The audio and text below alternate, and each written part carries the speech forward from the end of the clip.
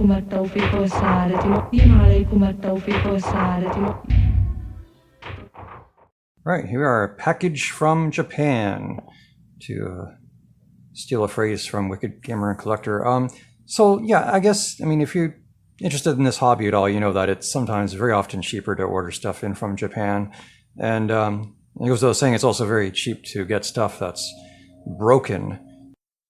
I guess I've fallen down a YouTube hole where I've watched a lot of repair videos and that kind of thing. And my first project, well, I thought was hopefully it was going to be an original model Game Boy, but it turned out that non-working Game Boy was perfectly fine. I just needed to clean the battery contacts with a bit of rubbing alcohol with a Q-tip and turn up the contrast wheel because it was turned all the way down. It made it look like if you turn it on, there'd be nothing on the screen. But yeah, here we are. You can see right now, this is the Super Famicom I ordered.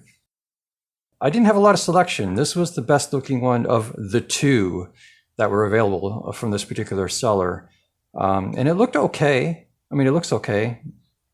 So you have to forgive me that I've actually recorded this separately from the audio, just for reasons.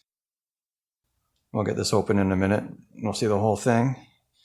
I always save the bubble wrap and stuff for my own eBay sales.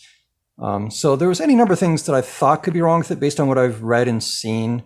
Very often you'll find that the fuse has been blown on these. I don't know why necessarily they would be blown in Japan, but a common mistake I guess people might make is using an American power adapter for the Super Nintendo on this, which you can't do. It's not the same power adapter. The one that works is actually for the Sega Genesis Model 1 power supply will work with the Super Famicom. That's what you want to use. And there it is. So as you can see, the outer shell is pretty yellow. Like the top part of the outer shell is very yellow. The rest of it seems okay. Like the faceplate looks good to me. The top part looks good to me. Yeah, the thing about the yellowing is it also causes the plastic to get a little bit fragile, which is why you sometimes see those little nicks and stuff cut out of it, knocked out of it. This one's mostly intact. Like I've seen far, far worse. And everything seems to be, well, superficially everything seems to be working fine. There's certainly no immediate issues that you can see. Well, there's no choice but to actually just sort of get this thing hooked up and see what happens, right? And like I was saying before, you can use the Super Nintendo AV cables and the power supply from the Sega Genesis adapter. And now that we got all that plugged in, we can turn it on and see what you get on the screen, which is a black and white fuzzy picture, which is unlike anything I ever expected or seen before. It's monochrome. So getting this thing open, it was a mess. So we cleaned it up, took out the motherboard, took off the soundboard. This is the Model 1 early model Super Famicom. And what you're going to pay attention to, what I had to read to find out, why I was getting the black and white picture, it's nothing to do with the chip or anything like that. It's that little thing you see on the bottom left. I'm going to zoom in a little bit here. This is like the quartz timing mechanism. It's just like on a watch. There's a thing that keeps track of the time for the computer, the cycles. That can drift, apparently. Given enough time, it's possible for that to drift. And so that little red thing next to it has a little tiny screw inside it, a little tiny Phillips head screw. And I just had to twist it a little bit, barely anything, just a little bit. Well, you'll see what happens in a bit. So we'll get it all hooked up again and switched on. But after that, I took it apart and I took the outer shell, the most yellow part of it, and painted it something that I thought would be reminiscent of the Super Nintendo kind of purple, but probably not so much once you get it together.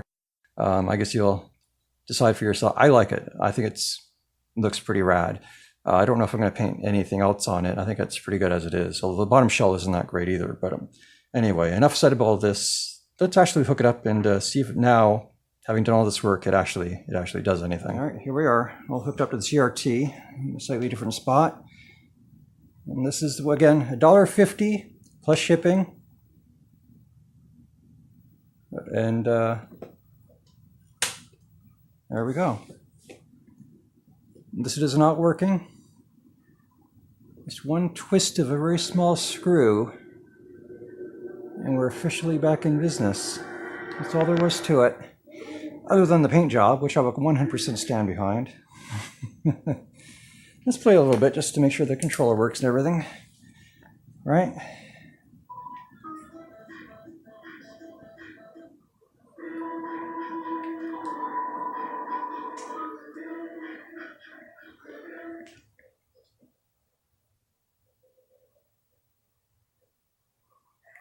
There we go. I think that's pretty all right. I mean, I guess one of the reasons why I decided to do the CRT is because composite video just looks so bad on my HD TV, the Samsung. It just does not do analog stuff very well. Of course, I don't think this is the best way to show it off either. But you gotta do what you guys, whatever you can make do with. Oh, I'm not even paying attention. Hold on. Well, I guess it ultimately doesn't matter.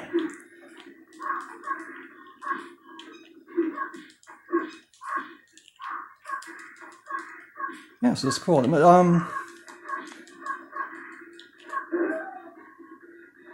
So I haven't quite decided what to do. I mean, I'm going to keep it. I mean, I'm not going to sell it, but it is sort of an interesting thing, just how cheap this was to get and how easy it was to fix. Not every machine is going to be the same, obviously, but it's amazing how many, it's just a matter of them being grungy. And sometimes just fuse is blown. So we'll see. I'm going to keep finding projects to do.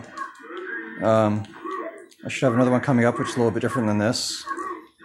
There wasn't even a lot to this project, obviously, other than I guess the cleaning and the painting was the main thing, and I didn't even really show that off. But I think the quartz timer thing is probably a good, worthy thing to show off, just because it doesn't seem to be a common problem, but it's certainly a problem that can come up, and it's worth having a record of how it can be fixed.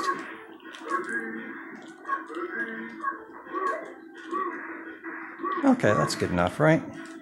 It seems very red. I'm sort of second guessing myself a bit with the video, but it's fine. I don't know. You know what is? I've just been seeing a lot of this video footage of that Hyperkin and the Pound HDMI cables that sort of do bad things to the blacks and oversaturate the reds and that kind of thing. So, but this looks normal as far as I can tell. I don't see any huge difference if there is one. Yeah, so thanks for watching. I'm sorry I didn't even say that much during this gameplay footage. I was just showing off the fact that it worked, and it's pretty cool. So thanks for watching. I'll catch you next time.